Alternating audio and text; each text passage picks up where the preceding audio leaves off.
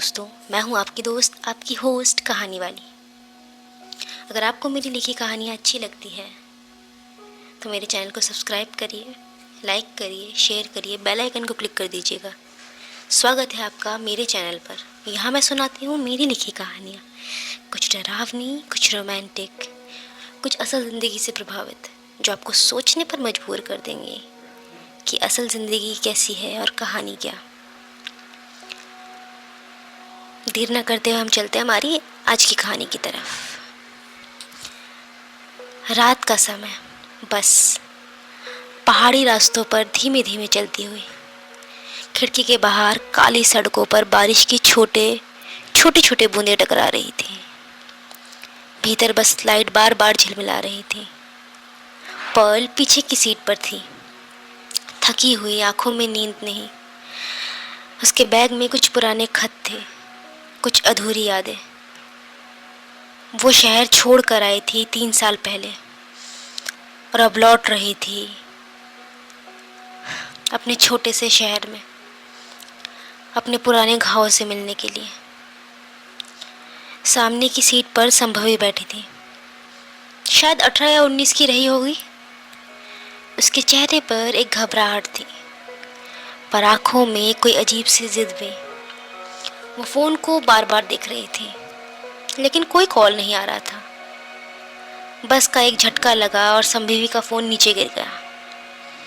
Perl ने झुककर उसे उठाया और बिना कुछ कहे आगे दे दिया। संभवी इस बार हल्का सा मुस्कुराई। उसने थैंक यू कहा। उसी पल कुछ और जुड़ गया, एक चुप सा रिश्ता। 1 घंटे बाद बस रुकी। आधी रात, एक छोटा सा ढाबा और ठंडी हवा।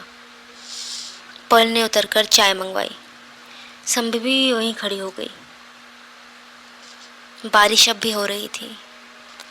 दोनों चुपचाप एक ही छत के नीचे खड़े होकर अपने अपने कप हाथ में थामे चुपचाप बिना किसी बात के चाय पी रहे थे।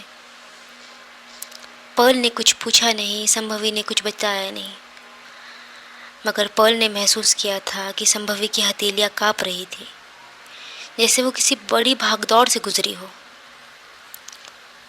पर्ल ने कहा, तुम्हारे कपड़ों पे कीचड़ है।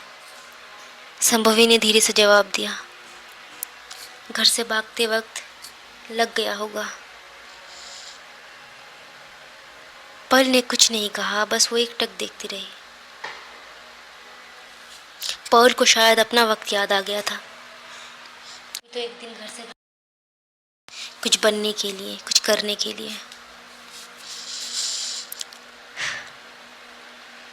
बस दोबारा चलने लगी। दोनों अपनी सीट पर आ गए। संभवी खिड़की के पास थी, पर्ल उसके बगल में। हवा में ठंड थी और बस सिर्फ इंजन की गूंज। पहाड़ों की बसें बहुत शोर करती है। कभी किसी जगह से भागने का मन हुआ है? संभवी ने पूछा। पर्ल ने बिना देखे जवाब दिया, हर जगह से, हर बार। घर नहीं मिला मुझे कभी। थोड़ी देर चुप्पी रही, फिर संभवी ने सिर टिकाया खिड़की पर। पर्ल ने संभवी को पहली बार देखा था। उस पल दोनों औरतें किसी नाम, किसी रिश्ते की परिभाषा से परे चली गई थी। सुबह का उजाला फैला तो दोनों उतर गई एक छोटे से कस्बे में। पर्ल ने बताया कि उस कस्बे में पर्ल का पुराना घर था। पर्ल ने संभवी से पूछा, तुम्हें कहाँ जाना है? संभवी ने धीरे से कहा, मुझे नहीं पता कि मुझे कहाँ जाना है। यहाँ आसपास कोई स्टेशन होगा? पर्ल ने कुछ पर देखा, फिर बोली, अगर जल्दी में नहीं हो तो मेरे घर चल सकती हो। संभवी ने देखकर कहा, तुम्हारे घर वालों को दिक्कत नहीं होगी? पर्ल ने कहा, कोई होगा तो दिक्कत होगी ना। जब घर से भागी थी तो सब कुछ छोड़कर भागी थी। सोचा नहीं था कि जब वापस आऊंगी तो कुछ भी नहीं रहेगा। संभवी ने पर्ल का हाथ पकड़ा और पूछना चाहा तो पर्ल ने बताया कि 3 साल पहले पर्ल अपनी शादी से भागी थी, क्योंकि उसे किसी आदमी से शादी नहीं करनी थी। उसके माँ बाप ने उसे फिर कभी अपनाया नहीं। उसने नौकरी करी और हाल ही में उसके माँ बाप की मौत हो गई एक एक्सीडेंट में। पर्ल उनकी इकलौती बच्ची थी। उनके अंतिम संस्कार में भी पर्ल को नहीं बुलाया गया।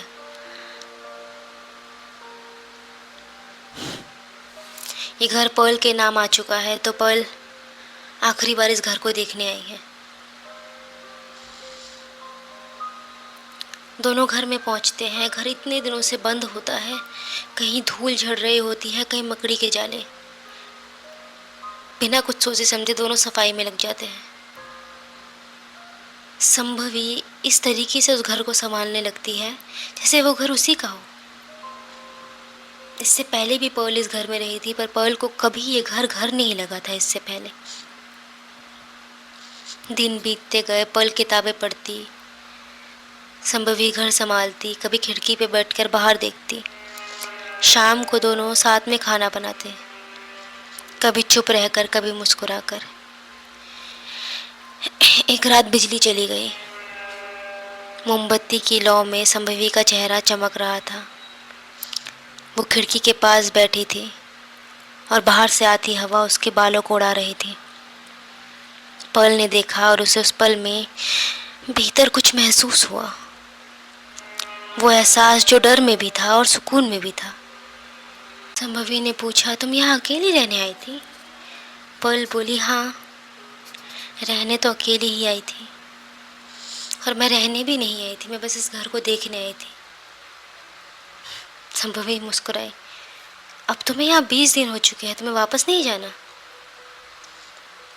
पर्ल बोली, शायद नहीं जाना। कुछ लोग बस अपने सुकून के साथ रहना चाहते हैं, दुनियादारी के बिना। संभवी मुस्कुराई, मैं सुकून हूँ। दोनों हंस दिए। धीरे धीरे दोनों के बीच की दूरी कम हुई, बातों से नहीं, हाव भाव से। एक शाम संभवी ने अचानक कहा, तुम्हें पता है, पहली बार मैं किसी औरत के साथ इतने दिन रही हूँ। मेरे घर में मेरी माँ मुझे बहुत मारा करती थी। उनकी हर बात मर्द से शुरू होकर मर्द पे ही ख़त्म होती थी। शादी नहीं करोगी तो ये हो जाएगा, अपने पिता की बात सुनो, तुम्हारा भाई तुम्हें मार रहा है तो वो सही है। पर्ल ने आंखें झुका ली और धीमे से कहा, और मैं पहली बार किसी औरत के सामने खुद को छुपा नहीं रही। कमरे में एक सन्नाटा फैल गया, सिर्फ सांसें और वो खामोशी जो किसी इकरार से गहरी होती है। उस रात संभवी बिना कुछ कहे पर्ल के बिस्तर पर आकर सो गई, एक नींद में और दूसरा सोच में। पर्ल ने हाथ बढ़ाया, संभवी की उंगलियों को हल्के से छुआ, जैसे किसी टूटे डर को सहेज रही हो। संभवी ने आंखें खोली, बस देखा, कोई हिचक नहीं थी, कोई सवाल नहीं। वो पल बहुत धीरे बीता, जैसे टूटे हुए दिल पहली बार सुकून से बात कर रहे हो। सुबह संभवी ने पूछा, अगर मैं यहीं रहना चाहूँ तो? पर्ल ने जवाब दिया, तो ये घर हम दोनों का हो जाएगा, बस एक शर्त है। कौन सी शर्त? संभवी ने पूछा। पर्ल ने मुस्कुरा कर कहा, कभी डरना मत, चाहे दुनिया कुछ भी कहे, क्योंकि अगर तुमने मुझे चुना है तो यकीन मानो ये कोई गुनाह नहीं, और अगर मैंने तुम्हें चुना है तो यकीन मानो ये मेरा सबसे बड़ा सच है। वो दोनों वहाँ खुशी खुशी रहने लगे, दुनियादारी से कोई मतलब नहीं, अपनी ज़िंदगी में खुशहाल। कस्बे के लोग अक्सर कहते कि वो दोनों अजीब है, एक उम्र दराज औरत और एक भागी हुई लड़की। पर वो दोनों जानती थी कि जो रिश्ता दुनिया को अजीब लगता है वो कभी कभी सबसे सच्चा होता है। कभी बरसात में संभवी घर की छत पर खड़ी हो जाती और पर्ल नीचे से आवाज़ देती, बारिश में मत भीगना, बीमार पड़ जाओगी। संभवी हंसती और कहती, मैं खुद बारिश हूँ, बारिश मुझे बीमार क्या करेगी। वो हंसी, वो लम्हा, वो सादगी, यही थी उनकी मोहब्बत, बिना नाम की मगर पूरी।